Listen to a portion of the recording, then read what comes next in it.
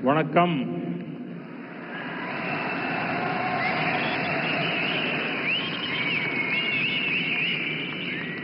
मंच पर विराजमान तमिलनाडु के राज्यपाल आर.एन. रवि जी, केंद्रीय मंत्रिमंडल में मेरे साथी एल. मुरुगन जी, तमिलनाडु एग्रीकल्चर यूनिवर्सिटी के पूर्व कुलपति डॉक्टर के.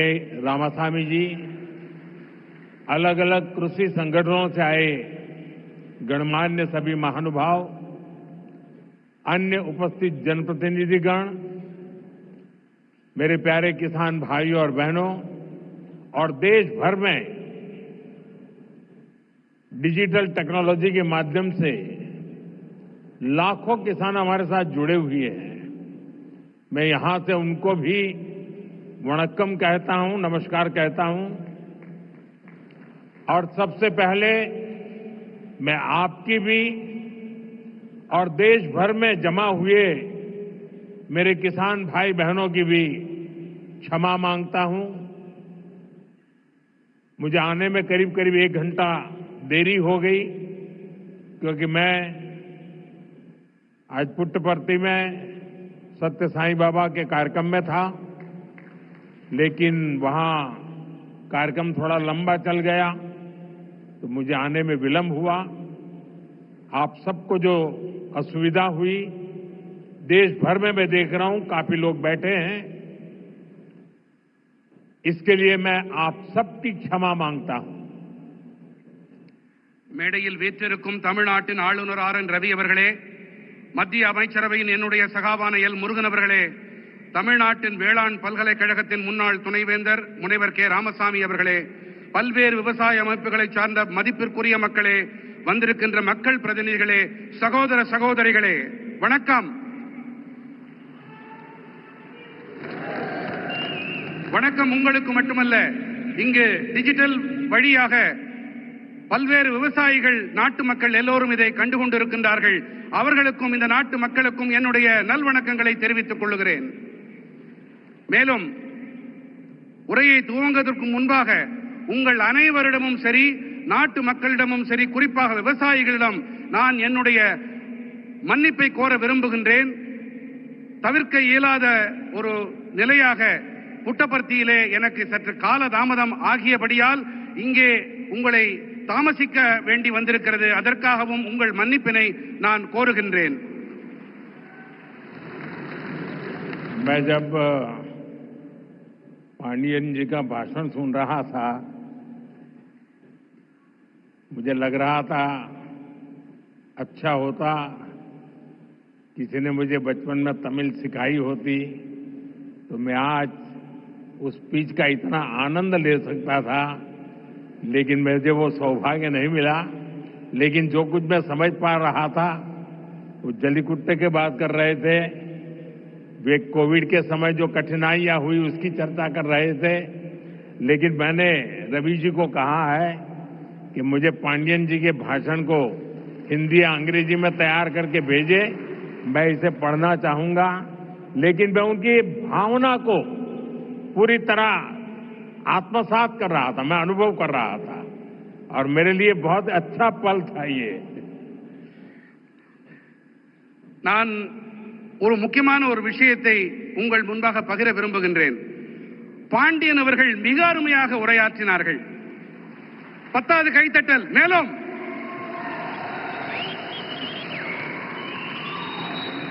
அவருடைய உரையை தமிழிலே இருந்ததால் என்னால் முழுமையாக புரிந்து கொள்ள முடியவில்லை.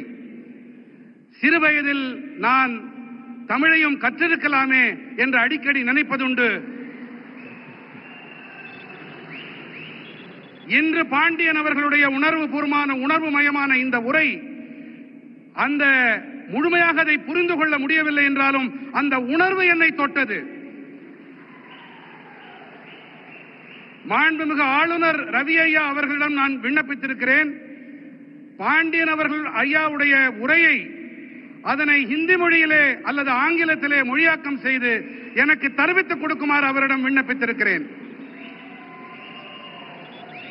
जब मैं यहां मंच में आया तो मैं देख रहा था काफी किसान भाई बहन वो अपना गमछा घुमा रहे थे, तो मुझे लग रहा था कि बिहार की हवा मेरे आने से पहले पहुंच गई है। நான் இங்கே மேடையிலே வந்தபோது பல விவசாய வேளாண் குடிமக்கள் தங்களுடைய மேல் துண்டை அவர்கள் சுழற்றிக் கொண்டிருந்தார்கள். பீகாருடைய காற்று இங்கேயும் வீசுகிறதோ என்று என் மனம் அவாவியது.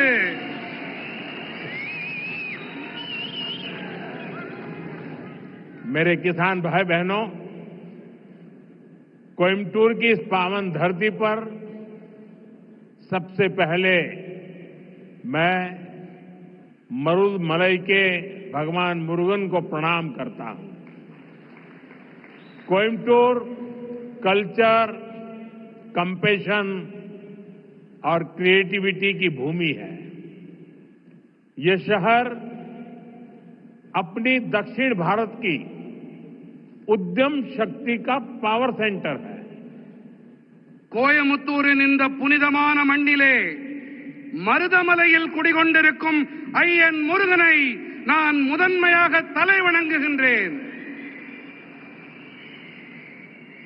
கோயம்புத்தூர் என்பது கலாச்சாரம், கனிவு, கவின் படைப்பு திறன் ஆகியவற்றை தனக்கு சொந்தமாக்கிக் கொண்ட பூமி. இந்த நகரமானது தென் பாரதத்தின் தொழில் முனைவு ஆற்றலின் சக்தி பீடம். यहां का टेक्सटाइल सेक्टर देश की इकोनॉमी का बहुत बड़ा कंट्रीब्यूटर है और अब तो कोयम्बटूर एक और मायने में विशेष बन गया है।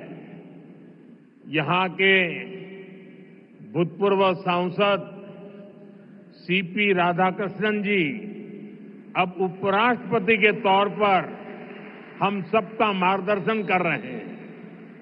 இங்கே இருக்கும் ஜவுளித்துறை தேசத்தின் பொருளாதாரத்திற்கு பெரும் பங்களிப்பு அளிக்கக்கூடியது. மேலும் இப்போது கோயம்புத்தூர் மேலும் ஒரு காரணத்தால் சிறப்பு பெறுகிறது. இங்கே நாடாளுமன்ற உறுப்பினராக இருந்த சிபி ராதாகிருஷ்ணன் அவர்கள் இப்போது துணை குடியரசுத் தலைவராக நம் அனைவருக்கும் வழிகாட்டிக் கொண்டிருக்கின்றார். साथियों, नेचुरल फार्मिंग एक ऐसा विषय है जो मेरे दिल के बहुत करीब है। मैं तमिलनाडु के सभी किसान साथियों को south India natural farming summit के इस अभूतपूर्व आयोजन के लिए शुभकामनाएं देता हूं। और अभी मैं प्रदर्शनी देखने गया था। मुझे बहुत किसानों से बातचीत करने का सौभाग्य मिला और कोई मैकेनिकल इंजीनियरिंग करके पीएचडी करके खेती कर रहा है, कोई नासा में चंद्रयान का काम करते करते छोड़ करके खेती कर रहा है और खुद खेती करता है। इतना ही नहीं, अनेक किसानों को वो तैयार कर रहे हैं, नौजवानों को ट्रेन कर रहे हैं। मुझे आज सार्वजनिक रूप से स्वीकार करना होगा, अगर मैं आज इस कार्यक्रम में न आया होता तो मैंने मेरी जिंदगी में बहुत कुछ गंवाया होता और आज मैंने यहां आकर के बहुत कुछ सीखा है। मैं अब मन से तमिलनाडु के किसानों की जो हिम्मत है, परिवर्तन को स्वीकार करने की उनकी जो ताकत है, उसको 100 सलाम करता हूं। நண்பர்களே, இயற்கை விவசாயம் என்பது விசேஷமான ஒன்று. இது என் இதயத்துக்கு மிகவும் நெருக்கமானது. நான் தமிழ்நாட்டின் அனைத்து வேளாண் குடிமக்களுக்கும் நண்பர்களுக்கும் தென்னிந்திய இயற்கை விவசாய மாநாட்டின் பொருட்டு என் மனம் கனிந்த நல்வாழ்த்துக்களை தெரிவித்துக் கொள்கிறேன். அடுத்ததாக, இங்கே மேடைக்கு வருவதற்கு முன்பாக நான் அங்கே காட்சிப்படுத்தப்பட்டிருக்கும் பல்வேறு அரங்குகளை சென்று பார்த்தேன். ஒருவர் இயந்திர பொறியியலில் முனைவர் பட்டம் பெற்ற பிறகு விவசாயத்திற்கு வந்திருக்கிறார். ஒருவர் இஸ்ரோவை விட்டுவிட்டு அந்த வேலையை விட்டுவிட்டு இங்கே வேளாண் தொழிலை புரிய வந்திருக்கின்றார். இவர்களுடைய இந்த பணி கருத்தூக்கம் அளிக்க வல்லது. இவர்கள் மட்டும் கருத்தூக்கம் தங்களுக்கு அளித்துக் கொள்ளவில்லை, இவர்கள் மற்றவர்களுக்கும் உத்வேகம் அளிக்கின்றார்கள். அவர்களுக்கும் பயிற்சி அளித்து வேளாண் தொழிலை முன்னெடுத்து செல்லுகின்றார்கள், புதிய புதிய உத்திகளையும் வழிமுறைகளையும் கைக்கொண்டு. ஒருவேளை நான் இங்கே வாராது போயிருந்தால் நான் பல விஷயங்களை தெரிந்து கொள்ளாமல் போயிருப்பேன். என்னுடைய கற்றல் குறைந்து போயிருக்கும். இந்த வேளையிலே நான் தமிழ்நாட்டின் வேளாண் பெருமக்களுக்கு என்னுடைய மனம் நிறைந்த பாராட்டுக்களை உங்களுடைய துணிச்சலுக்காக காணிக்கையாக்குகின்றேன்.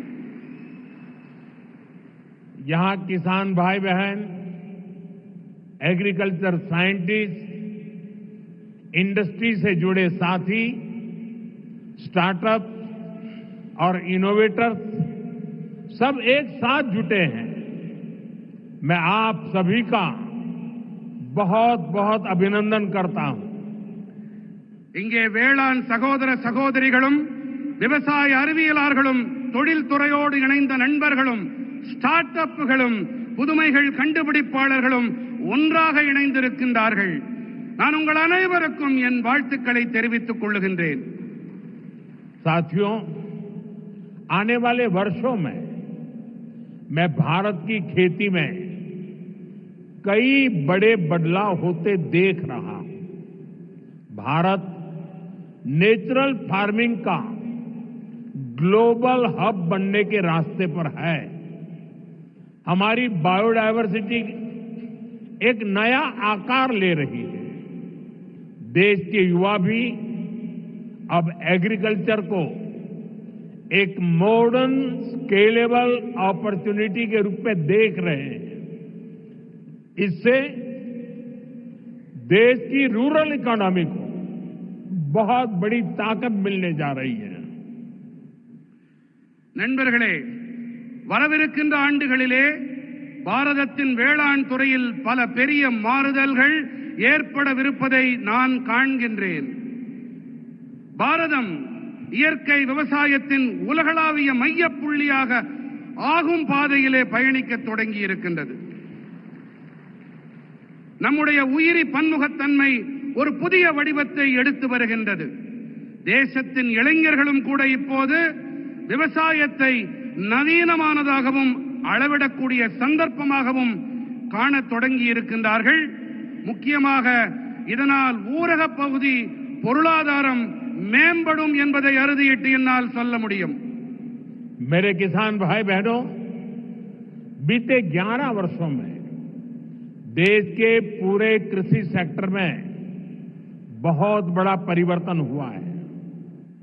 हमारा एग्रीकल्चरल एक्सपोर्ट करीब करीब 2 गुना हुआ है.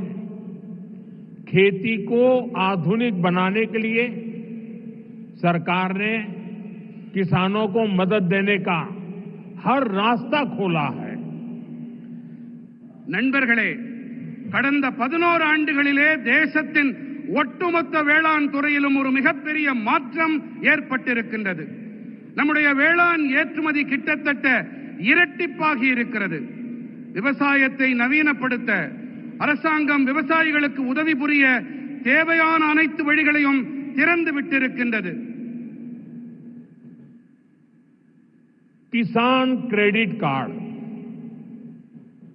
अकेले केसीसी से ही इस साल किसानों को 10 लाख करोड़ रुपए से ज्यादा की मदद दी गई है. ये 10 लाख करोड़ आंकड़ा बहुत बड़ा है. 7 साल पहले पशुपालकों और मछली पालकों को केसीसी की सुविधा मिलने के बाद वो भी इसका जमकर लाभ उठा रहे हैं. बायो फर्टिलाइजर पर जीएसटी कम होने से भी किसानों को बहुत फायदा हुआ है। விவசாயிகள் கடன் அட்டை மூலமாக மட்டுமே இந்த ஆண்டு விவசாயிகளுக்கு 10,000 கோடி ரூபாய்க்கும் அதிகமான உதவிகள் அளிக்கப்பட்டிருக்கின்றன. 7 ஆண்டுகளுக்கு முன்பாக கால்நடை பராமரிப்பாளர்களுக்கும் மீன் வளர்ப்பாளர்களுக்கும் இந்த விவசாய கடன் அட்டை வசதி கிடைத்த பிறகு அவர்களும் கூட இதனால் நிறைவான பலன்களை பெற்று வருகின்றார்கள். உயிரி உரங்கள் மீதான ஜிஎஸ்டி வரியை குறைக்கப்பட்டதாலும் விவசாயிகளுக்கு அதிக ஆதாயங்கள் கிடைத்திருக்கின்றன. साथियों, अभी कुछ ही देर पहले इसी मंच से हमने देश के किसानों को पीएम किसान सम्मान निधि की अगली किस्त जारी की है। देश के कोने कोने में किसानों को 18,000 करोड़ रुपए ट्रांसफर हुए हैं। यहां तमिलनाडु के भी लाखों किसानों के खाते में पीएम किसान सम्मान निधि के पैसे पहुंचे हैं। நண்பர்களே, இப்போது சற்று நேரம் முன்பாக இந்த மேடையிலிருந்து தேசத்தின் விவசாயிகளுக்கு பிரதம மந்திரி விவசாயிகள் கௌரவ கொடையின் அடுத்த தவணை கொண்டு சேர்க்கப்பட்டது. தேசத்தின் அனைத்து மூலைகளில் இருக்கும் விவசாயிகளுக்கும் 18,000 கோடி ரூபாய் பரிமாற்றம் செய்யப்பட்டிருக்கின்றது. இங்கே தமிழ்நாட்டிலும் கூட பல லட்சம் விவசாயிகளின் வங்கிக் கணக்குகளிலும் பிரதம மந்திரி விவசாயிகள் கௌரவ கொடை அளிக்கப்பட்டிருக்கிறது. साथियों, अब तक इस योजना के तहत देश के छोटे किसानों को 4 लाख करोड़ रुपए की राशि सीधे उनके बैंक खाते में भेजी जा चुकी है। ये राशि किसानों के खेती से जुड़े अनेक कामों को पूरा करने का माध्यम बनी है। मैं इस योजना के लाभार्थी करोड़ों किसान भाई बहनों को बहुत बहुत शुभकामनाएं देता हूं। நண்பர்களே, இதுவரை இந்த திட்டத்திற்கு உட்பட்டு தேசத்தின் சிறு விவசாயிகளுக்கு 4 லட்சம் கோடி ரூபாய் தொகை நேரடியாக அவர்களுடைய வங்கிக் கணக்குகளிலே செலுத்தப்பட்டாகிவிட்டது. இந்த தொகை விவசாயத்தோடு தொடர்புடைய பல்வேறு பணிகளை நிறைவேற்றிக் கொள்ளும் சாதனமாக விவசாயிகளுக்கு பயனளிக்கிறது. இந்த திட்டத்தால் பயனடைந்த கோடிக்கணக்கான விவசாயிகளுக்கு நான் என் நல்வாழ்த்துக்களை தெரிவித்துக் கொள்ளுகின்றேன். वहां पीछे 2 बालिकाएं प्ले कार्ड लेकर कब से खड़ी है, हाथ उनके थक जाएंगे। मैं सिक्योरिटी के लोगों से कहूंगा कि वो लेकर के, शायद मेरे लिए लेके आई है, वो लेकर के मुझे दे दीजिए और आपका जो कुछ भी मैसेज होगा मैं उसको बड़ी गंभीरता से लूंगा। அங்கே கூட்டத்திலே ஒரு சிறுவன் கையிலே ஒரு பதாகையை ஏந்தி கொண்டிருக்கின்றான். அந்த குழந்தையிடமிருந்து பாதுகாப்பு அமைப்பை சேர்ந்தவர்கள் அவர்கள் அந்த பதாகையை வாங்கிக் கொண்டு வாருங்கள். கண்ணா, அதுல என்ன எழுதியிருக்கோ அதை நான் சீரியஸா எடுத்துக்கிறேன், அதை கருத்துல கொள்றேன் அப்படிங்கறத நான் தெரிவிச்சுக்கிறேன். उसको जरा कलेक्ट करके मेरे पास पहुंचा दीजिए. அதை யாராவது கொஞ்சம் சேகரிச்சுட்டு இங்க கொண்டு வாங்க. साथियों, थैंक यू बेटा, आप कब से हाथ ऊपर करके खड़े थे. साथियों, கண்ணா ரொம்ப நேரமா கைய அதை தூக்கிட்டே நின்னுட்டு இருந்த, ரொம்ப ரொம்ப நன்றி உனக்கு. साथियों, नेचुरल फार्मिंग का विस्तार आज 21वीं सदी की कृषि की मांग है. बीते कुछ सालों में मांग बढ़ने के कारण खेतों में एग्रीकल्चर से जुड़े कई सेक्टर्स में केमिकल्स का इस्तेमाल तेजी से बढ़ा है. நண்பர்களே, இயற்கை வேளாண்மையின் விரிவாக்கம் என்பது இன்று 21ஆம் நூற்றாண்டு வேளாண்மையின் தேவை. கடந்த சில ஆண்டுகளிலே தேவையின் அதிகரிப்பு காரணத்தாலே வயல்களிலே விவசாயத்தோடு தொடர்புடைய பல துறைகளிலே ரசாயனங்களின் பயன்பாடு விரைவாக அதிகரித்து வருகின்றது. केमिकल फर्टिलाइजर्स और पेस्टिसाइड्स के ज्यादा इस्तेमाल के कारण सॉइल फर्टिलिटी गिर रही है, सॉइल मॉइस्चर पर असर पड़ रहा है और इन सबके साथ फार्मिंग की कॉस्ट पर हर साल वो बढ़ती ही जा रही है। इसका सॉल्यूशन क्रॉप डाइवर्सिफिकेशन और नेचुरल फार्मिंग से ही संभव है। ரசாயன உரங்கள், பூச்சிக்கொல்லிகள் ஆகியவை அதிக அளவிலான பயன்படுத்தல் காரணமாக நிலத்தின் வளம் வீழ்ச்சியடைகிறது, மண்ணின் ஈரத்தன்மைக்கு பாதிப்பு ஏற்படுகிறது. மேலும் இவை அனைத்தோடு விவசாயத்தின் செலவினமும் ஒவ்வொரு ஆண்டும் அதிகரித்துக் கொண்டே இருக்கின்றது. இதற்கான தீர்வு என்னவென்று சொன்னால், பயிர்களின் பன்முகத்தன்மை மற்றும் இயற்கை வேளாண்மை மட்டுமே. साथियों, हमारी मिट्टी की फर्टिलिटी और क्रॉप में न्यूट्रिशनल रिवाइवल के लिए हमें नेचुरल फार्मिंग के रास्ते पर बढ़ना ही होगा। ये हमारा विजन भी है और हमारी जरूरत भी है।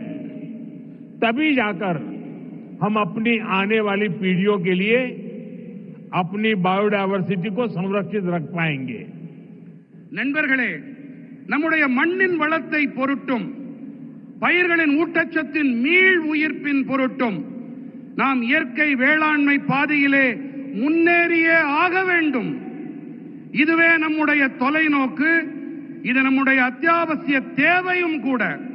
அப்போதுதான் நாம் நமது வரவிருக்கும் தலைமுறையினருக்கு நமது உயிரி பன்முகத்தன்மையை பாதுகாத்து அளிக்க முடியும். नेचुरल खेती हमें क्लाइमेट चेंज, मौसम में हो रहे बदलाव का सामना करने में मदद करती है। यह हमारी मिट्टी की सेहत को स्वस्थ रख सकती है और इससे लोगों को नुकसान करने वाले केमिकल से भी बचाया जा सकता है। आज का ये आयोजन इसी दिशा में एक बहुत बड़ी भूमिका निभाने जा रहा है।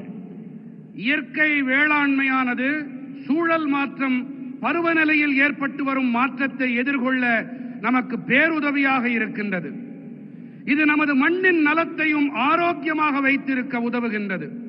மேலும் இதனால் மக்களுக்கு தீங்கு விளைவிக்கும் வேதிப் பொருட்களிலிருந்து தற்காத்துக் கொள்ள முடிகின்றது. இன்றைய இந்த மாநாடு இந்த திசையினிலே மிகப்பெரிய பங்களிப்பை அளிக்க இருக்கின்றது. साथियों, हमारी सरकार भारत के किसानों को नेचुरल फार्मिंग के लिए भी बहुत प्रोत्साहन दे रही है। एक वर्ष पहले केंद्र सरकार ने national mission on natural farming की शुरुआत की थी। इससे लाखों किसान जुड़ चुके हैं। நண்பர்களே, நமது அரசாங்கம் பாரதத்தின் விவசாய பெருமக்கள் இயற்கை வேளாண்மையை மேற்கொள்ள நிறைய ஊக்கமளித்து வருகின்றது. ஓராண்டுக்கு முன்பாக மத்திய அரசு இயற்கை விவசாய தேசிய நோக்கினை தொடங்கி வைத்தது. இதன் காரணமாக லட்சோப லட்சம் விவசாயிகளால் ஒன்றிணைய முடிந்தது. इसका पॉजिटिव इम्पैक्ट खास तौर पर पूरे दक्षिण भारत पर में दिख रहा है। यहां आज तमिलनाडु में ही करीब 35,000 हेक्टेयर लैंड पर ऑर्गेनिक और नेचुरल फार्मिंग हो रही है। இது ஏற்படுத்திய ஆக்கப்பூர்வமான தாக்கத்தை குறிப்பாக மொத்த தென் பாரதத்திலும் நன்கு காண முடிகிறது.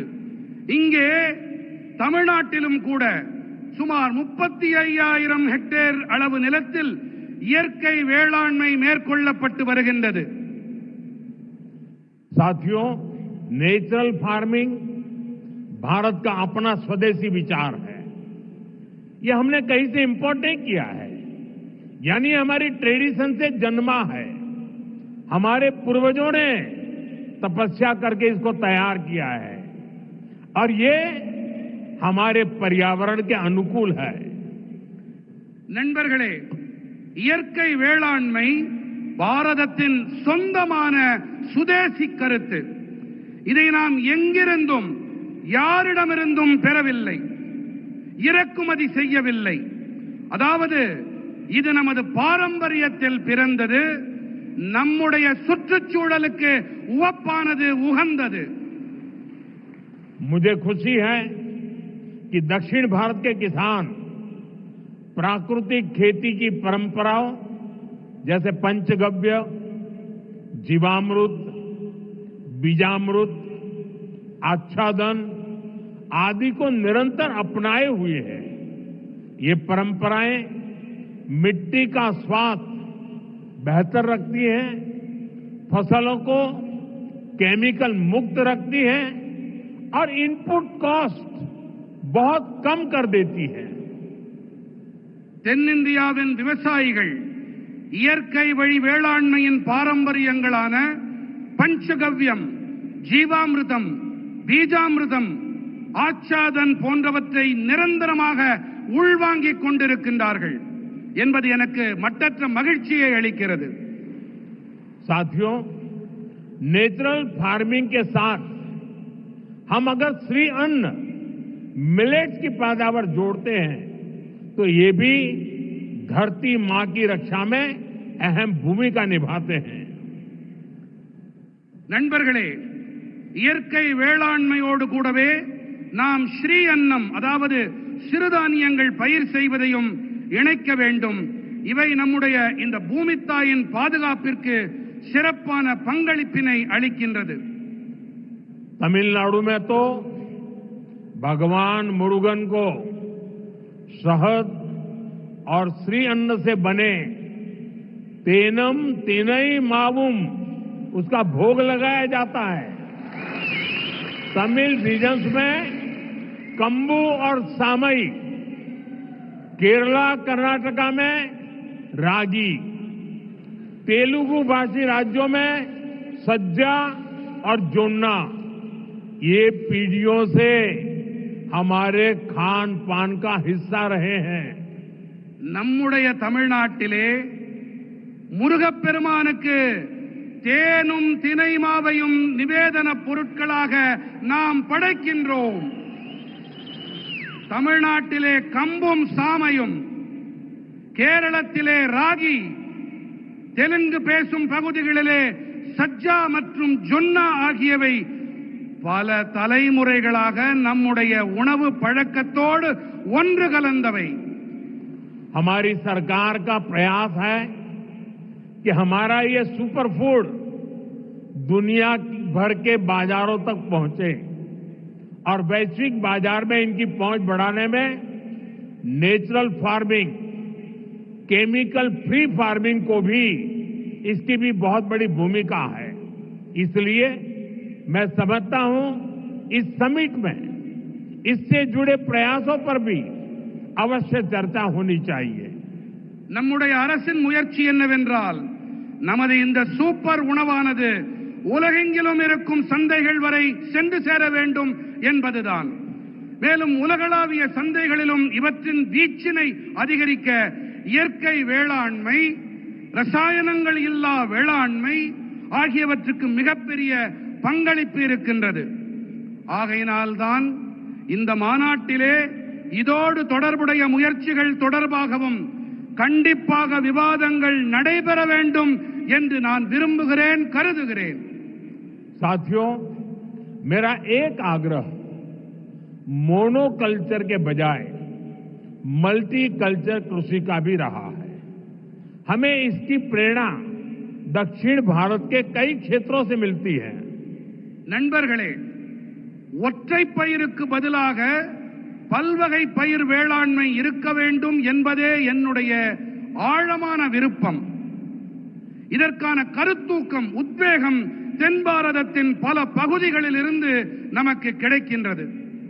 अगर हम केरला या कर्नाटका के हिली एरियाज में जाए तो हम मल्टी स्टोरी एग्रीकल्चर के उदाहरण दिखते हैं। एक ही खेती में नारियल, सुपारी और फ्रूट प्लांट्स होते हैं। इनके नीचे मसालों और काली मिर्च की खेती होती है। यानी छोटे से हिस्से में ही इतनी सारी चीजों को पूरी व्यवस्था बनाकर उगाया जा सकता है। यही नेचुरल फार्मिंग का भी मूल दर्शन है। நாம் கேரளம் அல்லது கர்நாடகத்தின் மலைப்பாங்கான பகுதிகளுக்கு சென்றோமேயானால் அங்கே பல்லடுக்கு வேளாண்மையை நம்மால் காண முடியும்। ஒரே வயலிலே தென்னை, பாக்கு, பழமரங்கள் ஆகியவை இருக்கும்.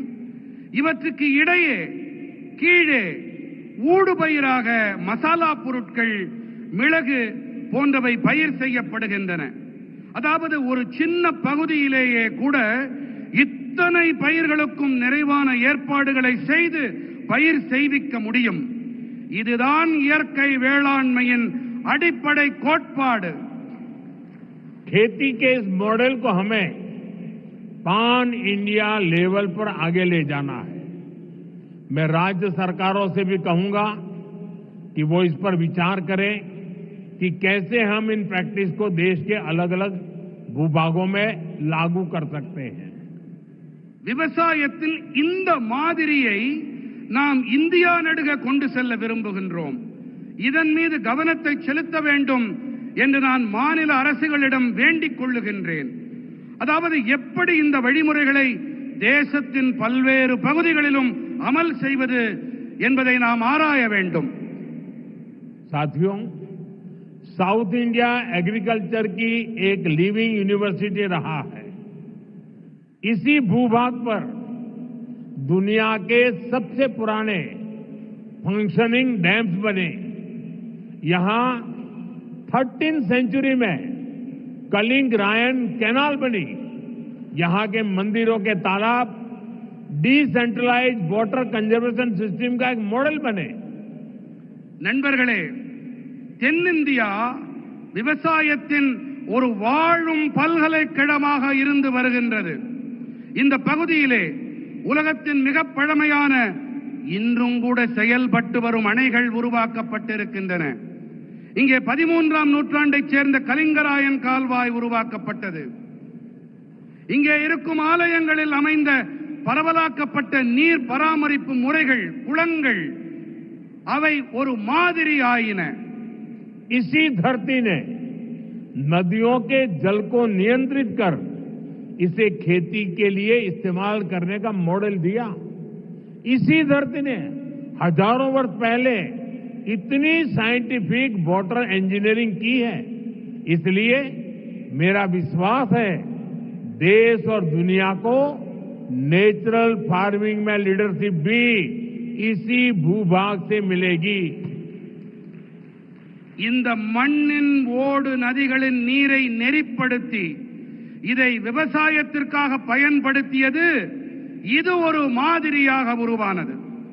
இந்த மண்ணில் ஆயிரக்கணக்கான ஆண்டுகளாக அறிவியல் பூர்வமான நீர் பொறியியல் மேற்கொள்ளப்பட்டு வருகின்றது. அந்த வகையிலே தேசத்திலும் சரி, உலகிலும் சரி, இயற்கை வேளாண்மைக்காக தலைமை ஏற்பு என்றால் அதுவும் கூட இந்த நிலப்பகுதியிலிருந்துதான் கிடைக்கும் என்பது என்னுடைய அசையா நம்பிக்கை. साथियों, विकसित भारत के लिए एक फ्यूचरिस्टिक एग्रीकल्चर इकोसिस्टम बनाने के लिए हम सभी को एक साथ मिलकर काम करना होगा. நண்பர்களே, வளர்ச்சியடைந்த பாரதத்திற்காக வருங்கால விவசாய சூழல் அமைப்பினை உருவாக்குவதற்காக நாம் அனைவரும் இணைந்து பணிபுரிய வேண்டும். मैं देश भर के मेरे किसान भाई बहनों को, तमिलनाडु के मेरे किसान साथियों से कहूंगा कि आप 1 एकड़ 1 सीजन से शुरुआत करें। यानी आप एक सीजन में 1 एकड़ भूमि पर अपने खेत में 1 एकड़, एक कोने में नेचुरल फार्मिंग करके देखें। वहां से जो नतीजे मिलेंगे उनके आधार पर आप दूसरे साल और ज्यादा करें, तीसरे साल और ज्यादा करें और आप आगे बढ़े. நான் நம்முடைய தேசத்தின் விவசாயிகளாகட்டும், இங்கே தமிழ்நாட்டின் விவசாய பிரதிநிதிகளாக இங்கே கூடியிருக்கும் வேளாண் துறை சகோதர சகோதரிகளாகட்டும், நீங்கள் அனைவரும் 1 ஏக்கர் 1 பருவம் என்பதிலிருந்து தொடங்குங்கள். அதாவது நீங்கள் ஒரு பருவ காலத்தில் 1 ஏக்கர் நிலத்தில் இயற்கை விவசாயம் செய்வதை தொடங்குங்கள். அதிலிருந்து உங்களுக்கு என்ன பலன்கள் என்ன விளைவுகள் கிடைக்கிறதோ அதை பொறுத்து விரிவாக்கம் செய்யுங்கள் என்று நான் என்னுடைய விவசாய சகோதர சகோதரிகளிடம் கேட்டுக்கொள்ளுகின்றேன். मैं सभी साइंटिस्ट और रिसर्च इंस्टीट्यूशन से भी आग्रह करूंगा कि नेचुरल फार्मिंग को एग्रीकल्चर करिकुलम का मुख्य हिस्सा बनाएं। आप गांव में जाकर किसानों के खेत को अपनी लैब बनाएं। हमें हर हाल में नेचुरल फार्मिंग को साइंस बैक्ड मूवमेंट बनाना होगा।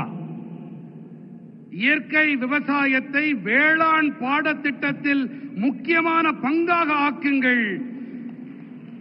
கிராமங்களுக்கு சென்று விவசாயிகளின் வயல்களை உங்களுடைய பரிசோதனை கூடங்களாக ஆக்குங்கள் என்று நான் அனைத்து அறிவியலாளர்களிடமும் ஆய்வு நிறுவனங்களிடமும் வேண்டிக் கொள்ளுகின்றேன். நாம் எப்படியாவது நாம் இயற்கை விவசாயத்தை அறிவியல் சார்புடைய இயக்கமாக आक वेंडुम। नेचुरल फार्मिंग के इस अभियान में राज्य सरकारों और एफपीओ की बड़ी भूमिका और बहुत बड़ी भूमिका है। बीते कुछ सालों में देश में 10,000 किसान उत्पाद संघ एफपीओ बने हैं। இயற்கை விவசாயத்தின் இந்த இயக்கத்திலே மாநில அரசுகள் மற்றும் விவசாயிகள் உற்பத்தியாளர் சங்கங்களின் பங்களிப்பு மகத்தானது. கடந்த சில ஆண்டுகளிலே தேசத்தில் 10,000 விவசாயிகள் உற்பத்தியாளர் அமைப்புகள் உருவாகி இருக்கின்றன. एफपीओ के सहयोग से हम किसानों के छोटे छोटे समूह क्लस्टर्स बनाए, वहीं पर सफाई, पैकिंग, प्रोसेसिंग की सुविधा दें और इनेम जैसे ऑनलाइन बाजार से सीधे जोड़े। इससे प्राकृतिक खेती से जुड़े किसानों को और लाभ होने की संभावना होगी।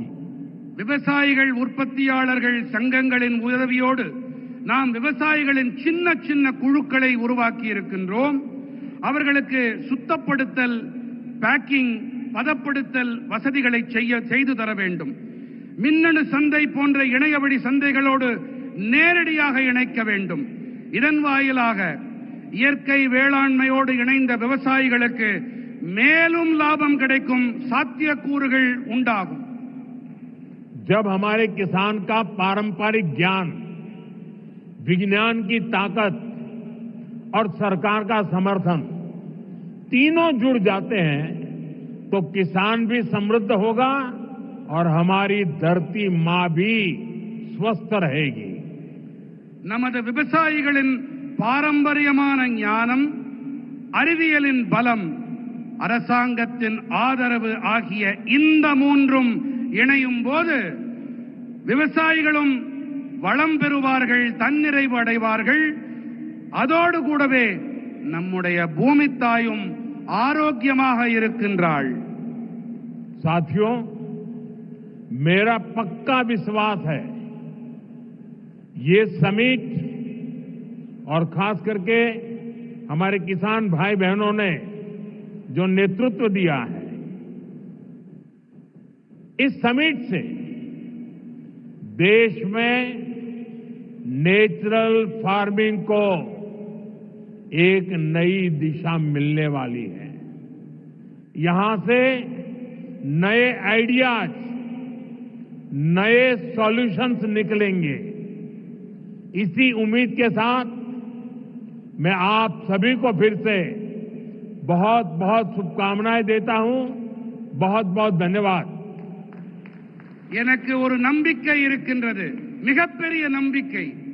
அது என்னவென்று சொன்னால், இங்கே ஆர்வத்தோடு இந்த மாநாட்டிலே பங்கெடுப்பதற்காக வந்திருக்கும் வேளாண் பெருமக்களும் சரி, உங்களுக்கு தலைமை ஏற்று நடத்தி கொண்டிருக்கும் இந்த தகைமையாளர்களும் சரி, இவர்கள் காரணமாக இந்த மாநாடு தேசத்தின் இயற்கை வேளாண்மைக்கு ஒரு புதிய திசையை காட்டும் இங்கிருந்து உருவாகும் புதிய கருத்துக்கள், எண்ணங்கள் மூலமாக புதிய தீர்வுகள் பிறக்கும். இந்த நம்பிக்கையோடு உங்கள் அனைவருக்கும் பல பல நல்வாழ்த்துக்களை தெரிவித்துக் கொள்கிறேன். நன்றி. मेरे साथ बोले भारत माता की, भारत माता की, भारत माता की. बहुत बहुत धन्यवाद.